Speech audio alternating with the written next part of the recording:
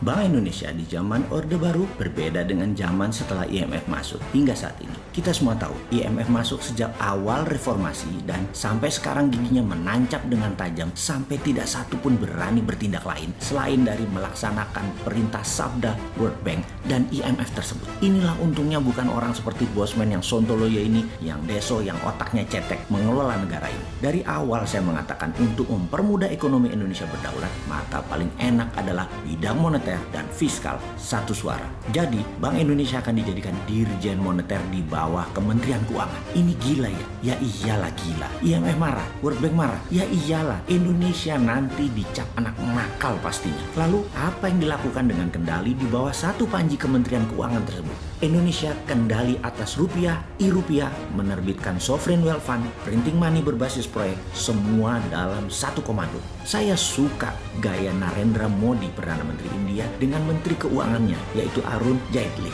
Berdua manuvernya cantik banget, kompak, dan kalau rapat hanya berdua saja. Tahu-tahu gebrakannya revolusioner. Tax amnesty yang ditiru Indonesia, yang ternyata gagal, merupakan prestasi India oleh Arun Jaitley, yang setelah itu pembangunan India cepat sekali tumbuhnya di atas 7% setahunnya dalam waktu yang cukup panjang hingga tahun 2015. Jadi ketika Trump ingin meriset Federal Reserve, di mana dia akan membuat Federal Reserve di bawah Ministry of Finance, saya tertawa dalam hati karena kegilaan kita ternyata diikuti oleh Trump. GR ya saya? Ya iyalah. Di awal saya berpikir mengendalikan bank sentral akan ditentang banyak negara. Ternyata negara motherfucker biang kerok keributan Amerika, negara preman, state sponsor terorisme di bawah administrasi Trump akan melakukan hal yang sama. Lalu setelah mengendalikan Federal Reserve Amerika, mereka akan menerapkan gold standar dalam printing money dolar di kemudian hari. Di luar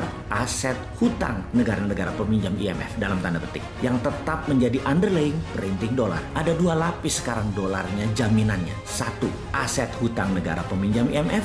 Dua, gold. Ini wendeng dan ini melawan globalis cabal secara head to head, di mana globalis elitis cabal itu akan menggunakan algoritma currency seperti Bitcoin dan Libra, di mana kalau digital currency globalis jalan, dolar tanpa underlying emas, maka globalis akan menang peperangan di dalam kendali mata uang. Kita semua tahu sebuah perkataan, you control food, you control people, you control energy, you control country, you control currency, you control the world, you control health, you control life. Jadi dalam mengendalikan currency, Anda akan mengendalikan dunia. Dalam mengendalikan kesehatan, Anda mengendalikan kehidupan manusia. Mulai paham perebutannya sekarang. Benar, control country dan control health. Jadi mengapa dalam video visi 2030 saya mengatakan bahwa nanti mata uang dunia di atas tahun 2030 tidak lebih hanya 10 currency.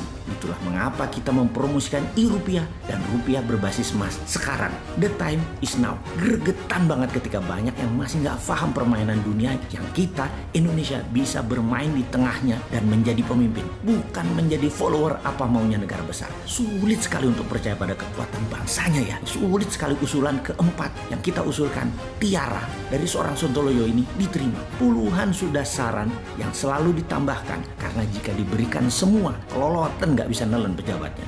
Mulai dari SWF, printing money berbasis proyek, Tina ketika bunga bank nol, Tiara dedolarisasi dengan i-rupiah adalah bukan hanya untuk membangun ekonomi semata, tetapi membangun 7 pilar bernegara berbarengan. Belum lagi kalau ternyata battle space oleh Tiongkok dan Amerika diletuskan, pasti gelegepan lagi, bingung lagi. Padahal code name Star War sudah diluncurkan kemarin. Beginian ada nggak yang monitor sih?